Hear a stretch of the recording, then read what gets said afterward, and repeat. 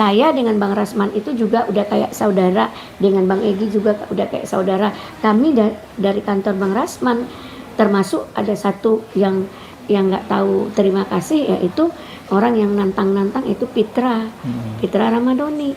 Itu juga dari Bang Egi. Dulunya Bang Egi itu. Ya, dan dia juga, kita heran kenapa Paiman memanggil-manggil dia hanya untuk menaikkan rating suara rakyat bersuara. Jangan dong, dia nggak punya kapasitas untuk hadir di rakyat bersuara. Karena dari mana dia bukan kuasa hukum seseorang, dia bukan, ada nggak dia punya surat kuasa dari Jokowi? Ada nggak dia punya surat kuasa dari orang-orang yang mempro kepada Jokowi? Dasar apa dia ribut-ribut di media kayak orang sok hebat tapi tidak badge gitu? Kenapa? Pakai rambut gondrong, bawa borgol, kayak orang nggak bersekolah. Itu ditampilkan dengan bangga di rakyat bersuara. Saya jadinya miris juga. Jangan jatuh pamor rakyat bersuara membawa statement-statement kepada hal yang bikin kisruh, memframing sehingga flowernya naik, dia mendapat keuntungan, sementara di antara kita berdebat dan kisruh. Jadi ini nggak bagus juga rakyat bersuara ini. Saya jujur menyampaikan hak saya untuk menilai, ya kan? Nah makanya saya nggak suka, nggak mau hadir ke sana. Kenapa? Selalu ribut, dicari orang yang untuk ribut. Nah, untuk abang sendiri, Bang. Jadi memperjelas saja, Bang.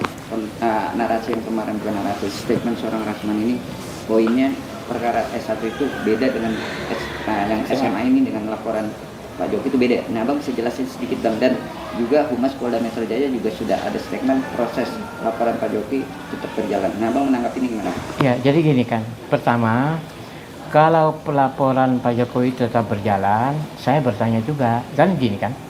Pak Jokowi itu setelah lengser, dia kan masih menjabat sebagai pejabat publik di Danantara.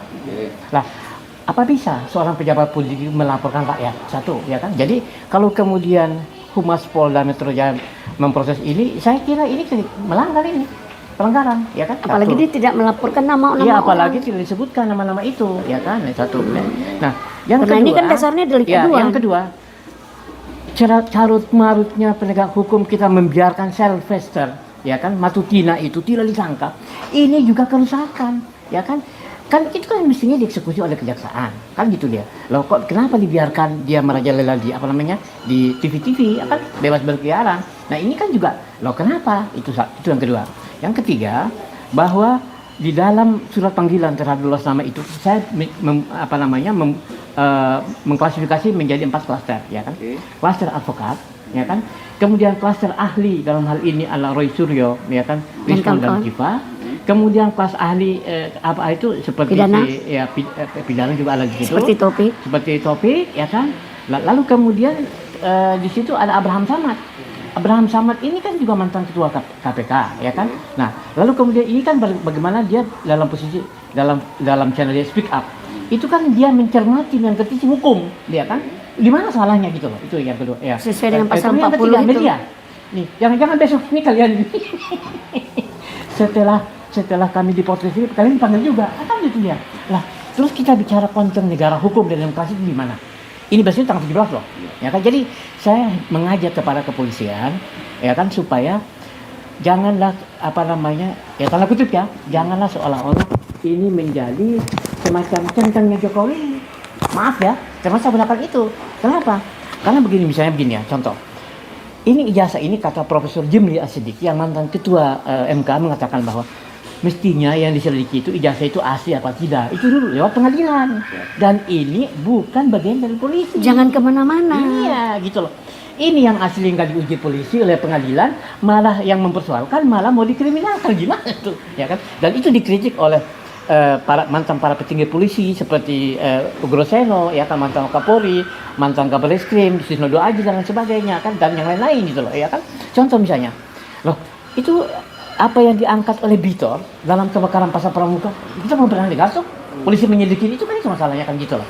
Nah, jadi saya kira, dan apalagi misalnya polisi memanggil Pak Iman, ya kan, atau misalnya terkait dengan rektor itu polisi memanggil misalnya Profesor Pratikno yang pernah menjadi rektor dan kemudian menjadi menteri serta dua periode, itu menjadi dua periode. Nah, padahal namanya disebut-sebut oleh publik kan gitu. Nah, jadi kembali ke masalah itu bahwa saya mengapresiasi, menghargai lah ya kan dukungan moral ya kan juga simpati dari Rasman ya kan gitu.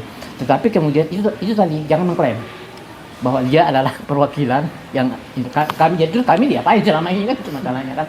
Nah, jadi sekali lagi di pemerintahan Prabowo ini kemarin juga ketika saya hadir dalam forum Tapol-Napol, saya bicara di depan forum yang ada Sahganda Nenggolan ya kan, ada ada Hatta Taliwang dan teman-teman kemarin, ada Yudi Samhudi. Saya mengatakan bahwa Indonesia gelap akibat penangkapan sekian ratus orang ya kan menjadi Tapol-Napol. Nah, ini kita jangan lagi.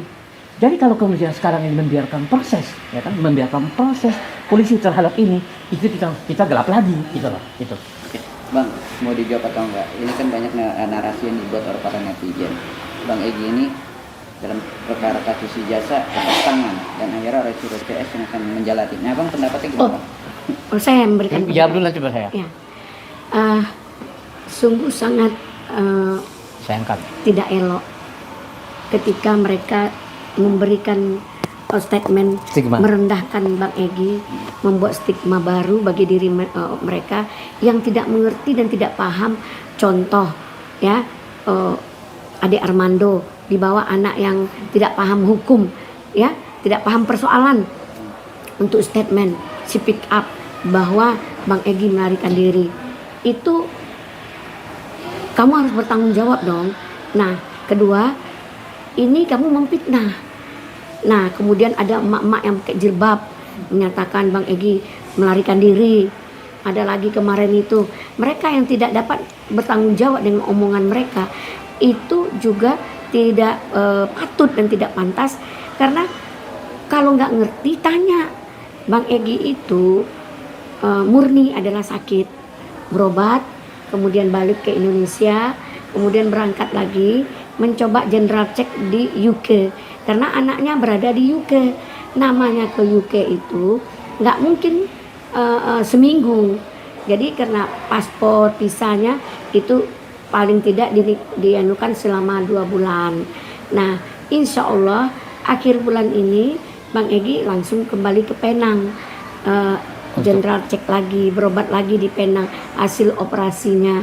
Jadi setelah itu baru dia pulang ke Indonesia. Dia bukan meninggalkan timnya, meninggalkan Rosuryo. Rosuryo juga nggak ada hubungannya dengan Bang Egy. Maaf, Rosuryo dan tim tidak ada hubungannya dengan Bang Egy. Mereka itu sebagai ahli yang diminta oleh TPUA dalam perkara ijazah palsu. Dia meninggalkan dalam perkara apa? Kan ahlinya. Sementara perkara ini kita sayangkan dianggap SP3 dihentikan oleh Bareskrim, itu juga tidak elok. Nggak, karena sesuai dengan perkap nggak boleh yang di Mabes itu di SP3. Nah, itu memang orang Mabes sendiri yang ngomong. Perkara yang ada, apalagi yang namanya bukan LP ya, ini kan pengaduan tidak didapat di SP3, harus diproses secara benar dan baik. Nah, kami TPUA tetap akan memproses perkara tentang ijazah SMA. Baru nanti kami minta tim Roy Suryo sebagai ahli secara forensik, ahli secara akademis, ahli secara ini, dan ahli hukumnya itu ada Pak Taufik. Jadi semua atas permintaan dari Bang Egy. Jadi Bang Egy jangan dianggap meninggalkan Roy Suryo yang kalau gitu Bang Egy meninggalkan klien dong, seperti Muslim Ardi atau Rizal Badilah dan kami TPUA kan tidak, nggak harus seperti itu juga. Bang, Umat juga tadi menyatakan ada beberapa yang dipanggil dan mungkin dan tanda kutip belum bisa. Adakah indikasi Bang Egy juga dipanggil atau gimana Bang, biar jelas Bang? Ya, jadi begini kan kemarin itu memang ada panggilan ya yang dijawab oleh siapa namanya Hizbullah itu. Oh ya, tentang panggilan mungkin Bang ini nggak ini ya. Panggilan itu kan kesaksian. Bang Egy untuk perkara yang berlima itu dia tidak mau karena tidak ada kapasitas. Secara pendapat hukum Bang Egy kita hargai dong.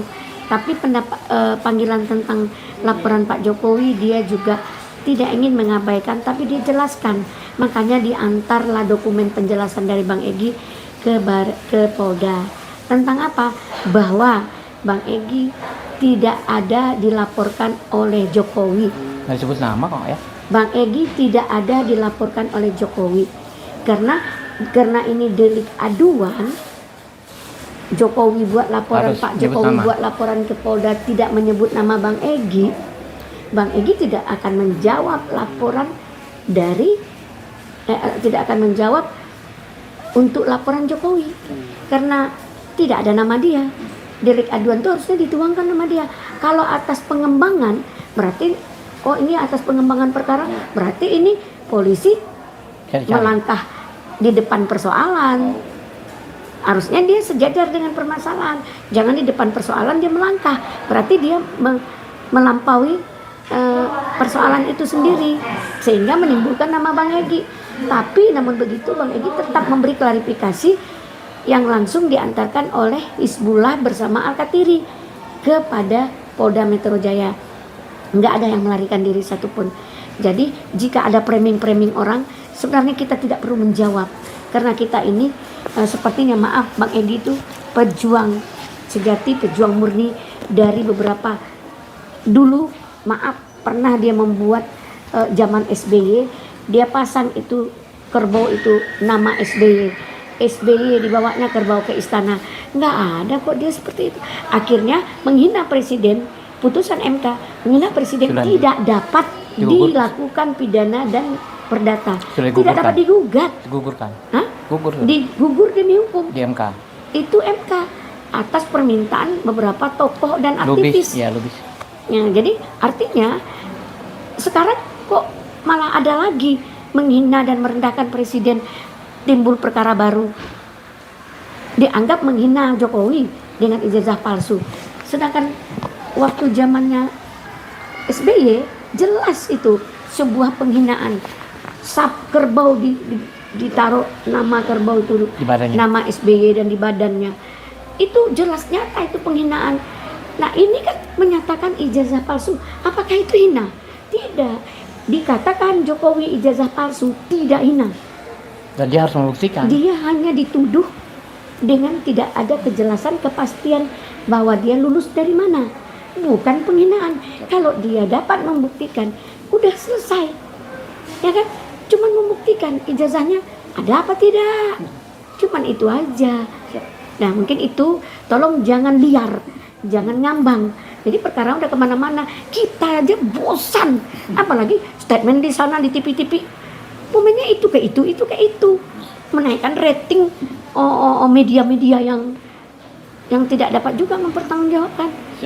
Mungkin itu yang bisa saya sampaikan. Ya. Mudah-mudahan ini Ya, saya lebih tambahin sedikit bicara ya. ke- Jadi ya. begini kan. Jadi kalau kita lihat panggilan polisi ya, itu kan awalnya 12. Itu ya Egy, ya Bang Egy, kemudian DHL, apa namanya, Kurnia, terus Roy, Babe Rizky Aldo. Latifah, Babe Aldo dan sebagainya. Jadi loh ini kan kalau katakan tanda kutip korban, ini korban semua. Iya kan?